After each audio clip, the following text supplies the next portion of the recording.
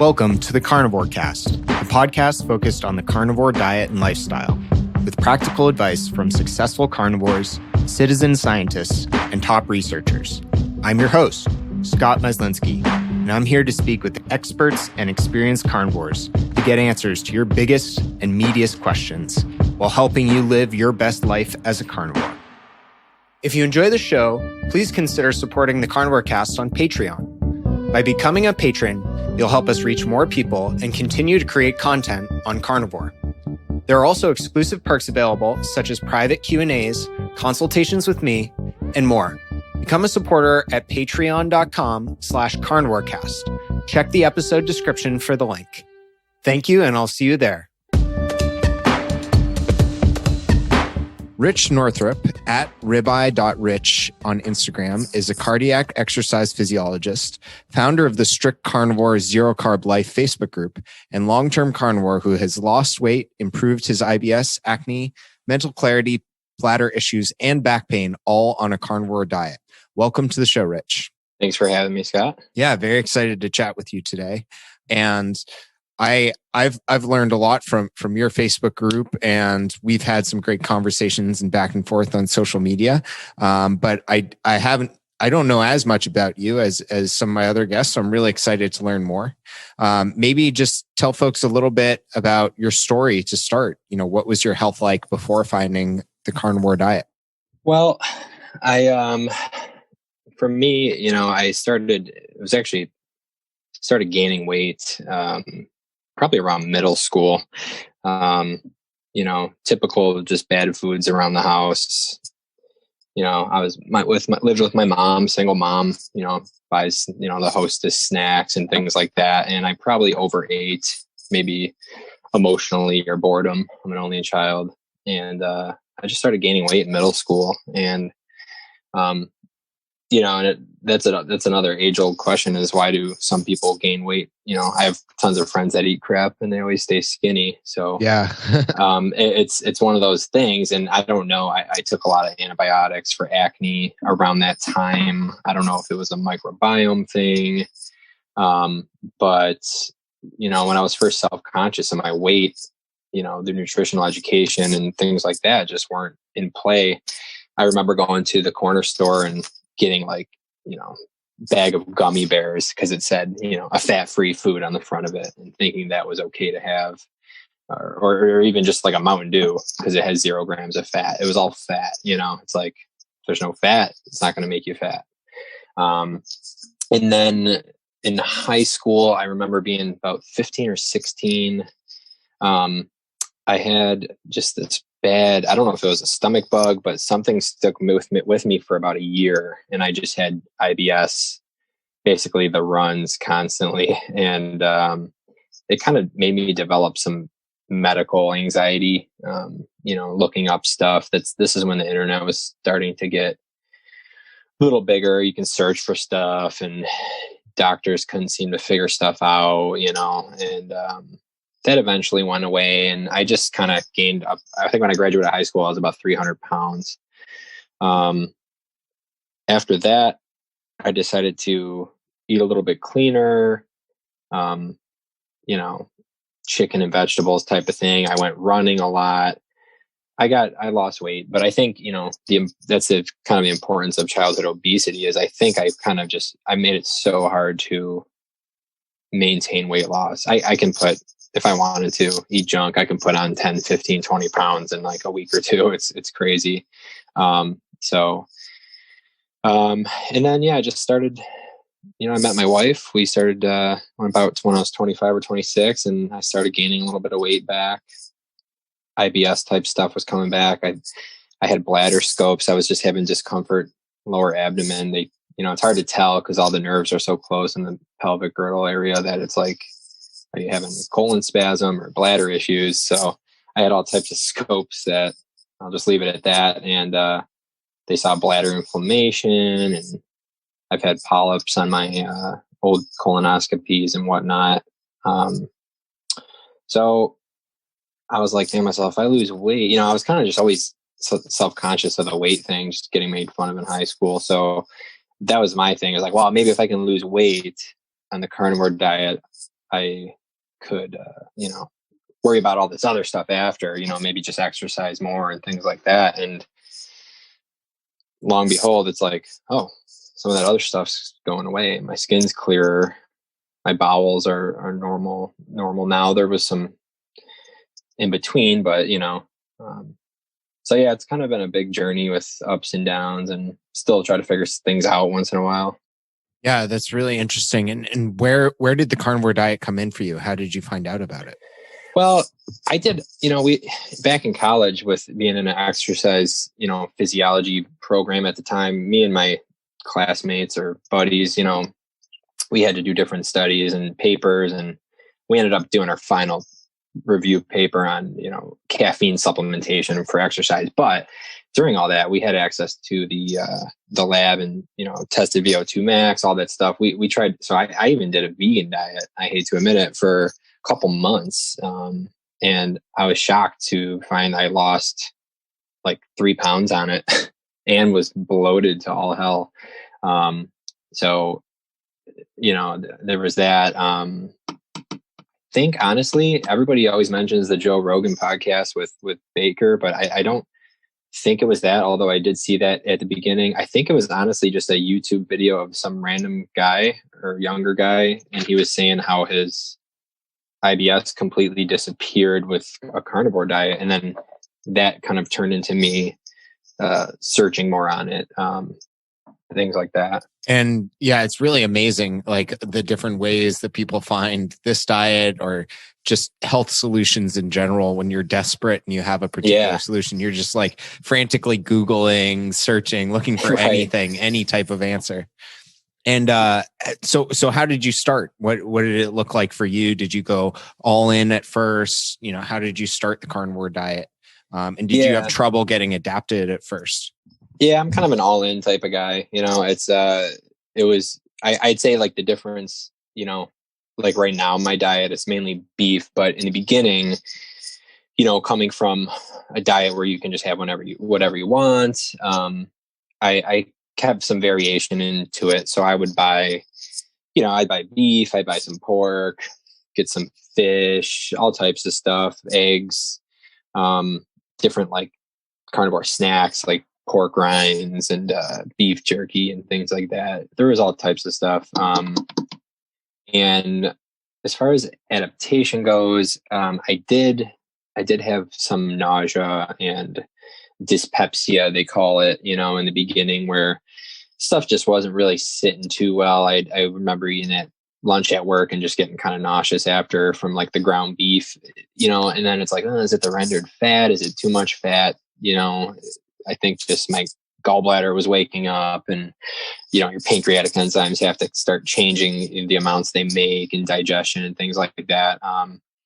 And I stopped drinking as much with meals. I didn't want to dilute my own, stomach acid and pancreatic enzymes. I just wanted to let my body digest. So that's when I started turning to drinking like away from meals and stuff like that.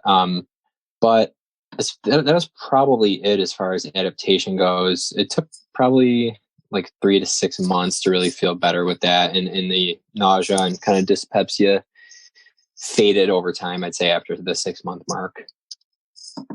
Yeah, that's really interesting. And I had a lot of similar issues with not knowing about water close to meals. That was a huge revelation for me.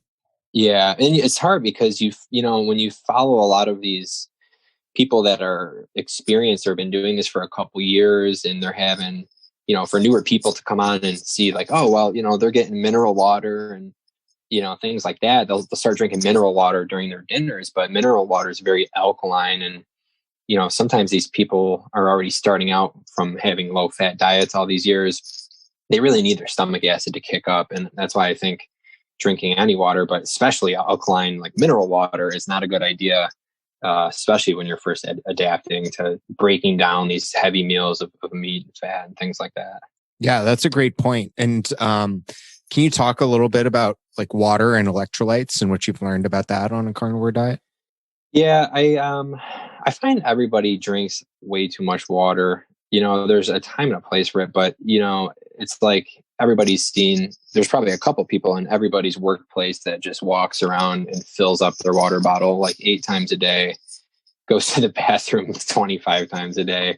Yeah. I just think it's one of those like things where it's like too much, you can't have too much water. Well, especially with fluid changes with this type of diet, you don't want to overdo it, because you could, I really don't think it's natural or healthy to be urinating clear fluid all day. I think you're diluting a lot of your own electrolytes and stressing the kidneys. And I actually knew somebody that overdid water, and they ended up in the emergency room because they were having palpitations and all types of other weird, issues, maybe a little run of SVT, which is supraventricular tachycardia. And why is this happening? I'm fit, I'm healthy, I'm young. And they were just drinking so much water that their potassium and sodium got all out of whack. So as far as supplementing with electrolytes, it could help certain people in the beginning. This is salt and electrolytes is one of those kind of gray areas of debate with this type of diet, because, not everybody needs them. Some people feel better without them. For me, I always just kind of try to tune into if I'm craving salt, or, some nights I really want a lot of salt on my steak. And I think it goes hand in hand with activity and also your age and your hormones, like your antidiuretic hormones and the health of your kidneys and whatnot. But how much you're exercising, the climate where you live, if you're sweating all day, I find myself needing a lot more salt and electrolytes in the summer as opposed to right now in the winter when I'm not doing too much. So supplements, I'd say maybe an adaptation, you can supplement electrolytes if you feel better. I don't think it's needed all the time if you eat enough and just add a good mineral salt onto your food, basically. Do you supplement with anything else, magnesium or anything, any other supplements you find helpful or you've found helpful for people you've observed? Well, yeah. So myself, I obviously take vitamin D3 living in the northeast regions here where we don't, see the sun too much. I've always taken vitamin D3 for a long time. I do take a magnesium glycinate supplement at night. Just helps muscles relax. And I find that helps people sometimes with their electrolyte status as well. Some people still take certain medications that lower the amounts of B vitamins and magnesium, like birth controls can do that, and just general stress as well. So I like magnesium glycinate for the glycine, and it's chelated to absorb well. And that form of it usually doesn't have any gastrointestinal side effects like magnesium oxide would, or some of the cheaper forms you can find at your local grocery store. And I think any other supplementation would be, based on your need. If you have a MTHFR gene variant and you have methylation issues and you need a methylfolate supplement because, you're just genetically prone to that, or you have a higher homocysteine, and that could be a mark of that. That might be a supplement that you need even on this diet. Trying to think of some other ones too, for people. I guess it's another discussion, copper. If you eat a lot of just muscle meat and you're getting high amounts of zinc, you might need copper if your copper gets low. That can cause histamine issues as well. But I guess if you want to, if you don't eat organs, you can get organ meat supplements. I don't really know if those would be a supplement. If you want to consider those a food, you're just kind of eating your organs in capsule form. Same thing with colostrum. I think colostrum is a great, quote unquote supplement, but in reality, I think that's kind of a food. Colostrum is pretty nice sometimes on an empty stomach, and could be healing to the gut, and also, has a lot of other good compounds in it, immunoglobulins and lactoferrin, which could help clear any pathogenic bacteria or yeast, fungus in the gut. A lot of people ask me about how to make liver more tasteful and how to cook it or incorporate other organ meats on Carnivore. Optimal Carnivore can help you do just that with their grass-fed organ complex. It was created by carnivores for carnivores. They start by sourcing 100% grass-fed organ meats from New Zealand, gently freeze-drying the organs and encapsulating them into convenient bovine gelatin capsules. Just 6 of these capsules a day is the same as eating an ounce of raw organ meat. I personally take these every single day, as does my wife. Even though we both eat liver and other organ meats, our ancestors would have eaten the whole animal. And this unique blend has 9 different organs, including beef liver, brain, thymus, kidney, spleen, etc. And I think it's great to get a daily dose of these organs when you can. So it covers all your bases, whether you're at home or traveling. What's also cool is they plant a tree for every product sold, which helps the environment. So visit www.optimalcarnivore.com/carnivorecast and use the code carnivore10 to receive 10% off your purchase. Thanks, and back to the show. Yeah, I'd agree with all those, and I think those are great suggestions. And one thing we haven't talked about yet, and probably should have started the conversation, or I wanted to talk a bit about your story, but let's talk a little bit about the Facebook group. So why did you start? First of all, can you talk about how large the Facebook group is now and how it's evolved? Why you started it? Why did you choose Facebook, and who the group caters to? So, after seeing how good this, I lost weight pretty quick and I started feeling better quick. And I was just like, it can't be this easy. I got to spread the word and, end this meat is bad thing, and I'm like, oh, who am I? So I wanted to start a group where other beginners, I have a little bit, more advanced background in this stuff than, the average person that is just, like I said, my mom's age or just even my wife and her family. But I want to start a group where beginners and advanced people can all come and talk together and help each other. So I was like, I'll just start a Facebook group.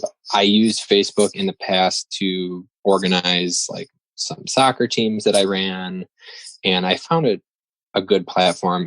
There's a lot of big people, including yourself, on Instagram, and I knew, I thought maybe Facebook would have a better, marketplace for me to start something up and try to make it big, like a big group. Right now it's got 11,400 members about. Wow. And I remember when it had 35 members, it grew pretty quick. And I was like, wow, there's kind of getting a lot of people in here. There's only like 40 people in it. But it was funny because at the beginning, I felt like I had to answer everybody that made a comment. And I did, because there wasn't much interaction and people were looking for, educated answers. And as it grew, it kind of runs itself, if that makes any sense. Someone asks a question, 20, 30 people say what worked for them or have an answer. And with this many people, I had to get some moderators, which I do want to give a shout out to Elizabeth Stern. She is awesome. She's a wealth of knowledge. She's great. And she is great. You know her. And she does more on the group than I do, to be honest. She's awesome. And Brian and Michelle are awesome too. Michelle's from the UK, so we got a little bit of the time zone difference there, so she can speak on different hours to people that are. We have a pretty good following actually from like the UK and Australia. It's pretty surprising. And our group, my group's called Strict Carnivore, Zero Carb Life, and it's meant to we cater to basically. There was a time where it was very strict people, but I wanted to make it a little bit more relaxed because we all start, as someone new, and we cater to people that are keto, but have the ultimate goal to go low carb. Like they're keto, but they still have problems, or they can't lose any more weight, or, their psoriasis didn't clear up. And we want to show them how much being strict could actually help them. So, it's tough. There's some clashes sometimes in the group, but that's what we have moderators for. But otherwise, it's a really nice place for people to post and ask questions. And I really like Facebook because you can keep files and folders and search for something. I can search electrolytes, and a good post can come up from a year ago where people talked about it a lot. And so it's been good so far, and I'm glad to see it grow quick, and especially with World Carnivore Month in January, plus people making New Year's resolutions. We're always open to happy to take some new people and help them out, start out the journey. Yeah, that's fantastic, Rich, and really great to hear that you built that type of community in the group. I think that really speaks a lot to how you've set it up and the culture you've created. And can you talk a bit about like some of the common problems or issues you see people having in the group, or maybe what have you learned from helping lots of people and answering questions? I always think that experience, talking to folks like Kelly Hogan and Charles Washington, who have been in the Zeroing In on Health Facebook group for decades now. They learn so much from helping other people and seeing all the problems and questions that come up. So what are some of the big ones or some things that you've learned? Yeah, you get a lot of people with different issues and problems on there. I think one of the biggest ones that you see are people kind of falling off the wagon, which is expectable for this type of diet. This obviously isn't for everybody. And we always tell people it's like, there's gonna, just get back on the wagon and start right back up. And that's the tough thing about this is, we can give people all the science behind why eating meat is better. We can give them deals and discounts on this item and show them results and, give them all the tools basically. But, their inner mentality and why they fall off the wagon is kind of something that they have to address on their own. And sometimes this group helps people stay accountable to, checking in. And sometimes you don't hear from people for a while and then they post a great 6-month or 1-year testimonial. But I'd say that's probably the biggest issue. And I've learned that it's kind of just, you have to help them kind of realize why they're falling off the wagon. And it's tough. We don't know what people's lives are. We don't know if they got, 4 kids at home and a husband that doesn't support carnivore, or they're emotional eaters. So I think that's one of the toughest parts, is helping people with that kind of issue. Yeah, absolutely. I think the mental side of this diet is so key. And that's where the consistency and the group support can be really helpful. Yeah. And it's tough because it's like some people don't get those signals. And I think a big part of it is the people that have trouble sticking with it are the people that just want to lose a little bit of weight, or they don't have a really bad problem. I always tell me, I was really heavy. It's like, I'm lucky. I had, my body had a signal, my hormones were off or something. And it let me know, I tell one of my buddies, yeah, you're skinny, you can eat anything, but you're going to be the guy that has a heart attack when he's 45, with your 6-pack. And it's not always what it seems. And it's like, unless you have bad pain or, 20% of your body is covered in psoriasis, or you have Crohn's, or a multitude of a couple of these things, it's hard. It's going to be harder for you to stick to it, because you're going to be like, well, doing okay, right? And so I don't know. It's tough, but I think it's really important when people's bodies give them a sign that you have to change. Those are the people that really go, gung ho with it and stick to it. Yeah, that's a fantastic point. I think a lot of people need some life-threatening or something to really shake them to commit to a new diet and make such a drastic change. And Charles Washington, who's over 10-year carnivore, who's helped thousands of people in the Zeroing In on Health group, has a great quote, which is, "Only the lucky ones get fat," which is exactly what you're saying. A lot of people are very sick or making themselves sick and don't know it because they haven't had this clear signal of gaining a lot of weight. Yeah, absolutely. And given that we're in World Carnivore Month right now, we're recording this in January, what are some tips you have for beginners, or what are some of the biggest things you think are really important, or places people screw up when starting the diet for the first time? I think for the beginners, for people that want to go into this and have success, you got to set yourself up for success, clear your cupboards, research, join a group like mine and ask around. Our group has a great,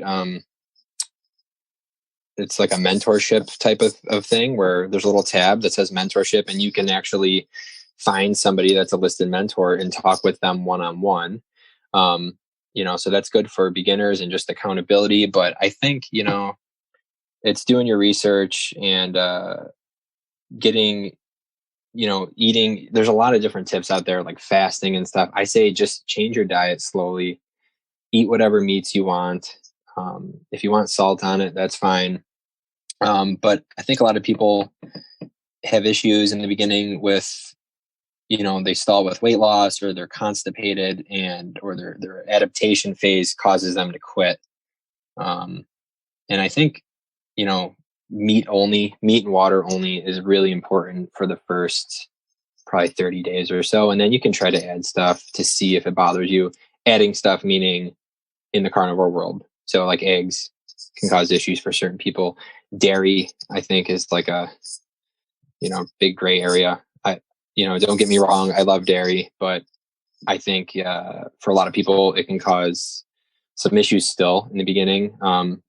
Whether it's, being phlegmy or stuffed up. I know for me, I don't know about you, if I have consistent dairy, it causes me to have way more acne. My skin gets kind of horrible after a couple of days if I have cheese and stuff. But I think it keeps weight on as well. So a lot of people want to, it's tough because in the beginning too, it's like, all right, you're switching diets, eat whatever you want in the carnivore world. If you like cheese, and sometimes you have to, like, say you go to a party, New Year's party, and there's a meat and cheese tray. I mean, that's better than eating all the other stuff, So you have to pick and choose your battles. But I know, dairy can be constipating and stall weight loss for people and stuff like that.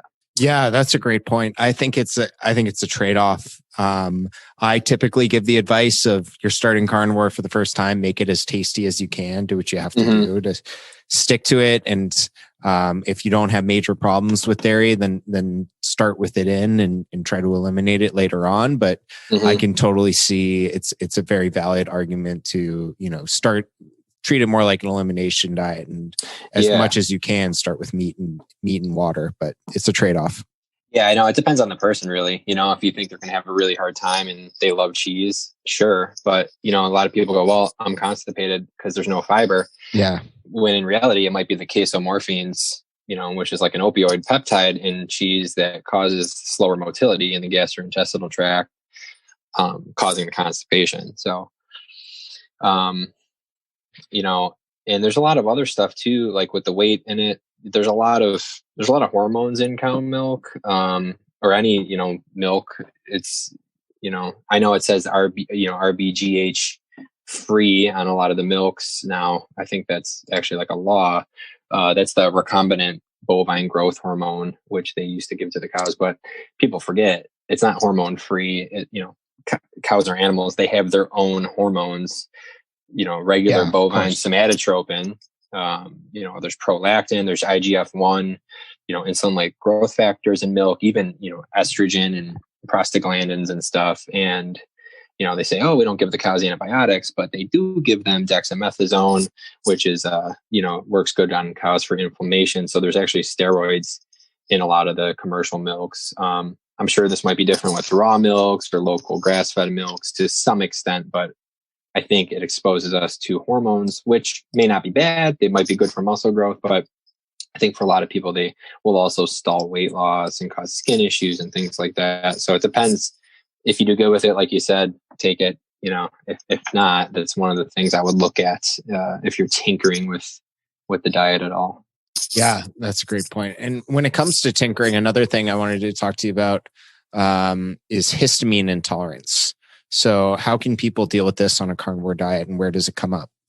Well, I'll tell you a quick little story. I was like carnivore for probably a little over a year. And this was the first time I kind of came off of my diet a little bit. We went to London. I had a friend that lived out there, and we got to stay for free. It was great. But, I was like, I gotta have, this is a cultural kind of experience. I have to try some of these foods. And I was still, doing the typical, I wasn't going that crazy. I didn't eat breakfast. We would go to like nice steakhouses for dinner and stuff like that.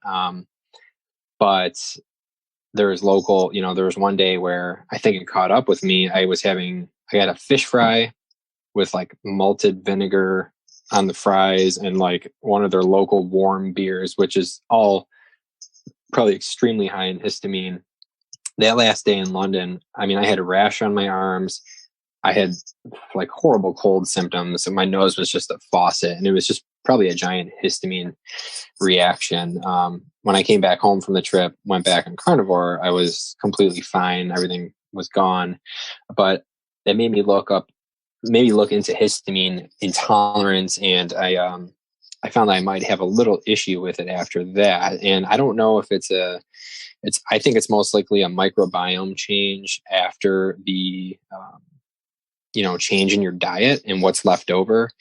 Obviously there's histamine, there's histamine producing bacterias, and there's histamine degrading bacterias. And if you're left with more of the other, you could be subject to creating more histamine when you eat food.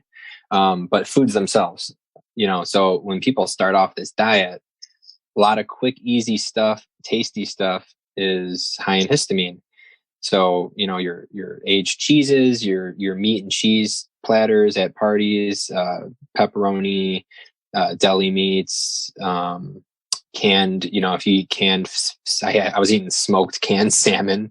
I was like, why do I feel so stuffed up and headachy? And, pork rinds, things like that, leftovers, even if you're real sensitive, bone broth, slow, long cooked stuff like bone broth can increase histamine. And I think everyone has a threshold. And when you go over that threshold, you start getting symptoms. And that really comes down to DAO, or diamine oxidase, which is produced in the gut. There's some in your bloodstream. There's a couple other methods that the body clears histamine, and there's certain things you can take. Vitamin C lowers it acutely in the blood for a little while. But the real important thing is making sure your DAO status is good. And just for most people, they can remedy histamine intolerance by just changing their diet, eating fresher foods. There was a period of time where I was, cooking my steak in the air fryer on the grill from frozen, just to make sure that it was, the least amount of histamine possible, or I would thaw it just a couple hours before. And that seemed to help. And I don't seem to have too much of an issue unless I go days and days of eating high histamine things. I've even eaten like a lot of bacon at once, and I seem to be fine now. But one of the things I did was I took copper for a while to get my copper status up. And I also took some bifidostrain probiotics, which are all histamine degrading, to try to inoculate and grow those in my gut. And basically that's it.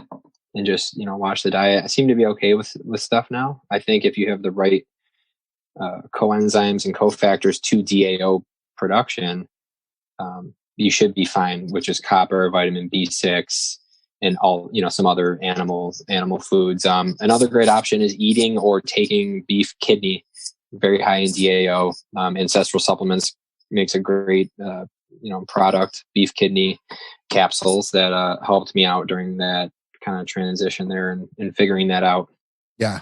And do folks on those are all really useful tips. And one other question I had was, do folks with histamine intolerance need to avoid, I've heard about avoiding dry aged beef, but is there something around only being able to eat grass finished beef with histamine intolerance, or is that not something? I think it's just a matter of freshness. The only real difference with the grass finished might be, the change of different fatty acid profile in the meat. As far as the histamine, basically L-histidine is one of the amino acids in meat. And as things age, there's certain bacteria on these meats that will naturally occur, and they break down into histamine. So it's really just a freshness thing. So yeah, the dry aged, I remember I had, during that time frame, I had a dry aged piece of beef, and I wasn't feeling too good after. And it can come up as a lot of different symptoms, headache, flushness, stuffy nose, kind of that, postprandial, like nasal stuffiness, phlegminess afterwards, to stomach issues, diarrhea, nausea, stuff like that. It's kind of different for everybody. But yeah, I'm not sure. I don't think grass fed would make a difference versus regular grain fed beef. Yeah, I agree with that. I just had heard of a friend who's histamine intolerant, and they insist on grass finished. So I was curious why, and I hadn't heard of anyone else talking about that before. And what do you eat in a day now, Rich? How has your carnivore diet evolved? Do you eat organs? How much meat do you eat a day? How many meals? Do you include things like coffee? What's your diet look like? So typical day, I work 7, I'm out of the door, 6 o'clock, 6:30. And, I eat, most days, to be honest, I don't really eat until I get home for dinner. Might be laziness. But once in a while I will bring something for lunch or run to the store and grab some like chicken off the bone, just because it's all they have at the store that's actually like kind of just clean carnivore. Or when I get home, I'll make like a really big ribeye, a couple eggs, or just whatever beef I have around 1.5 to 2 pounds. I probably typically eat. And then there's some nights that am not as hungry. I try to really pay attention to my hunger cues. And I know if I don't feel like getting up and standing in the kitchen and cooking something, that's my cue to say, hey, I'm not really that hungry. And then I might eat more the next day to make up for it. It's all kind of different all the time. When I'm home on the weekends, I might make a bunch of eggs for breakfast. Maybe a little bacon. I made some beef bacon and eggs the other day. So for me, it kind of is up and down. It's not too routine. My favorite thing to have is kind of like a New York strip steak or a ribeye with a couple eggs. As far as organ meats, I do like to have liver at least once or twice a week. I usually make it like a weekend thing. Like a couple weekends ago, I made chicken livers wrapped in bacon. I'll have some calves or some beef liver, in the air fryer with my steak, probably once a week. And I do take organ supplements, kidney, thymus, here and there, intestines. I take with my colostrum and stuff like that. So I don't recommend 1 meal a day or 1.5 meals a day starting out. I think switching to this diet and changing your way of eating and adaptation and all that, you want to, if you're used to standard American diet, eating 3 meals a day plus snacks, you're going to want to start, you're going to want to start eating 3 meals of carnivore a day at least, or eat until you're full and satiated, and not try to, do what people are doing 2-3 years into this diet. That'll just help success with that. So yeah, that's a really great point. I think when you're getting adapted, you have to be more mindful of your hunger and trying to do things that will keep you compliant. And I want to talk a little bit about, the name that you mentioned, the name of the group, strict zero carb life, strict carnivore, zero carb life, excuse me. And you said you have some people in there who are keto, who are thinking about making the transition to carnivore. Do you include any plant foods in your diet? And how do you think about being 100% strict versus, 90% or being meat-based? Who needs to be 100% carnivore? And is there a huge difference there? Yeah, so our group has strict in the name, but I was talking to some of the moderators at one point and I was like, we can't be so strict, because eventually it'll just be all of us super strict people in here talking amongst ourselves. And, nobody will want to be in here, because there are people that are keto, or, I get it in the group all the time on the entry questions, I've been keto 2 years, want to switch to strict carnivore. And those are people that I want to help and have our group help. So yeah, that's great. And do you think there's a huge benefit to moving from keto to carnivore, or you think people who have done carnivore for a while can add back in plant foods? Yeah. So or is that problematic? So for some it could be. I don't really include plant foods in my diet. I get that there's ones that might be, less harmful to people. I think we tell people you can do whatever you want, but we're not going to promote anything keto on our group, or say, hey, if you want to add fat, you can add in some coconut oil or things like that. I've had mushrooms here and there before. They don't seem to bother me, but it's not something I like doing. And then, I think why I think carnivore is better than keto, I would say, is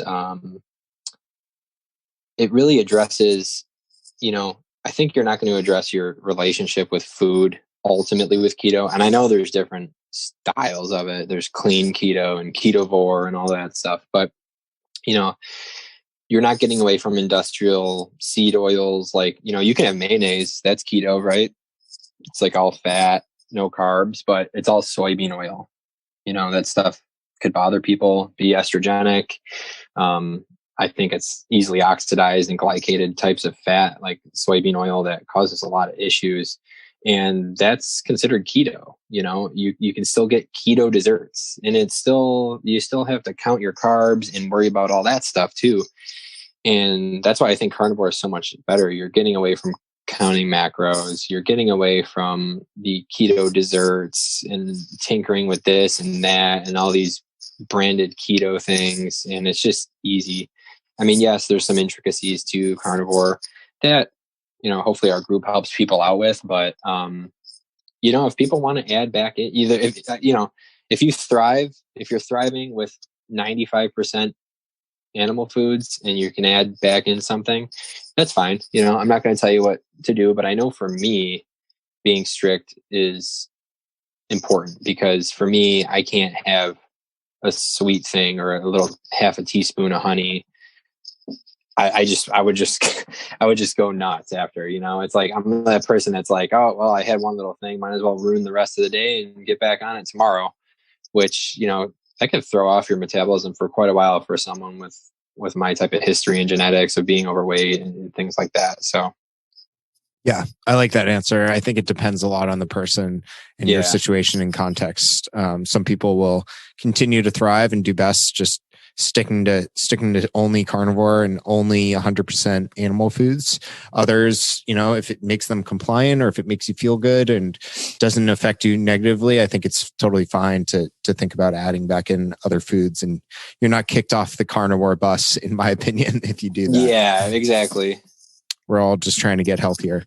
And Rich, I wanted to ask a little bit about, your family. Or do they carnivore? Do they support this way of eating? How did those around you, both, your wife, your kids, your parents, when you switched to a carnivore diet, what did they think? Well, everybody thinks it's crazy at first. My wife was like, you're never going to stick to this. You've tried a million other things. I was like, all right, watch. But and she was surprised. And everybody just accepts it now. They're like, oh, Rich won't eat that. What should we get for the, should I order some roast beef, when we get catering? Cause he won't eat that. It's an accepted thing now. My wife she's not carnivore or keto or anything. She's a very good, moderate eater. Like, she can eat we'll have a package of like cookies in there for like 6 months. She can just have like one.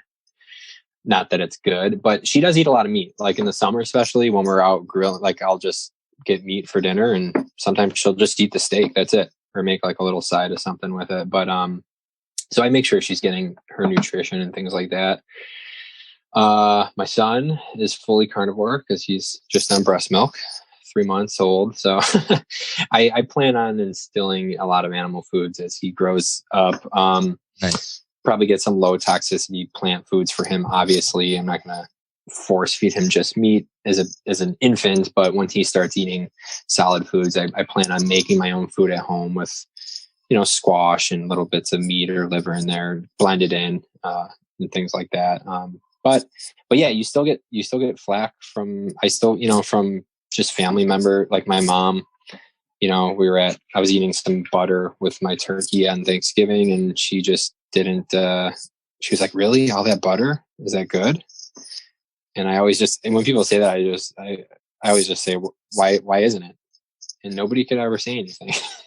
maybe cholesterol or something. And then that's just a whole nother, can of worms. I really don't get into it too much anymore, because as you've probably heard, you're not really going to change someone's mind if they're not interested or wanting to be changed. It's like politics or religion, almost, food. So, but yeah, Yeah, I totally know what you mean. I've taken the stance of just saying, just like just do what you do. And if people want to ask, if they want to learn more, they'll come to you when they're ready. The best thing you can do is like downplay it, try to make a joke out of it. Just handle it really lightly. And people are like, you only eat meat? And be like, I just love meat. I eat a lot of it. Makes me feel good. Seems to be working. Haven't had a heart attack yet. Just right. Jokes I mean, it's tough too, because really make it easy. You get, I get people saying, hey, you should talk to so-and-so, this family member. They got, this problem, or they got Crohn's. And I'm like, I'm not going to just go randomly say you got to do this and this. I mean, and it might almost come off as offensive. I don't know. Like you said, if they want help, they know what you do, and they'll come to you if they need it. So, or if they're ready to change. So, I think I forgot to, I know you mentioned coffee. I was a big coffee fan. I tend to not have it too much anymore. I just, once in a great while, maybe on an empty stomach at work, just as like a appetite suppressant, but I do like a dark roasty flavor. I have an espresso machine at home. I think on the weekends in the winter, I'll make one here or there, just have it black. But other than that, I don't typically have, especially all through the summer. I'm starting to veer away from coffee. I just feel like I feel better without it. I don't know about you, but yeah, it's just, I cut it out. It's one of those things. I cut it out as well. I transitioned to caffeine pills about a year into doing the carnivore diet. And then I cut those out entirely by tapering down, and everything improved. My sleep, my digestion, my mood, my energy. Caffeine is a thing, man. I don't even think it works on me anymore, but I don't know. I was one of those people that could take, it's like I used to take a pre-workout and go to the gym at 7 p.m. and then have like coffee when I got home and go to bed by 9:30. Oh, wow. It's nice to have it work when you actually need it, like a road trip or something. So that's why I like weaning off of it and not taking caffeine unless it's absolutely needed. Yeah. But yeah. Well, Rich, this has been fantastic. Really appreciate you taking the time to speak with me and share your story and some of your wisdom with the audience. Where can people find out more about you? I know you're starting a Patreon page, but talk about, where folks can find you, and I'll have links to all of it in the show notes. Yeah. So obviously, as you mentioned, the Facebook group, I cater to everybody there, especially beginners. We have a lot of people, a lot of tools in the Strict Carnivore Zero Carb Life Facebook group. I am trying to grow my Instagram at ribeye.rich. And I plan on starting a Patreon for more one-on-one guidance. It's going to have 3 different tiers to it, all with different kind of benefits and access to different things. And I plan on starting that sometime within the next month or 2. So I'll have all that on my posted to all my groups in my link tree. It should be on there. I'm excited for that. Awesome. Well, thanks again for your time today, Rich. Hope you have a great rest of your weekend, and really appreciate you coming on the show today. Thanks. It was a pleasure. Nice talking with you. Yep. If you enjoy the show, please consider supporting the Carnivore Cast on Patreon. By becoming a patron, you'll help us reach more people and continue to create content on carnivore. There are also exclusive perks available, such as private Q&As, consultations with me, and more. Become a supporter at patreon.com/carnivorecast. Check the episode description for the link. Thank you, and I'll see you there. Thank you for listening to this episode of the Carnivore Cast. If you enjoyed this episode, please review on iTunes. It really helps us out. And share it with a friend. What questions would you like answered, or who would you like to hear from in the carnivore research community? You can find me on Twitter, Instagram, and Facebook at Carnivore Cast, or go to carnivorecast.com. You can also email me at info@carnivorecast.com. I'd love to hear from you. Until next time, keep it carnivore.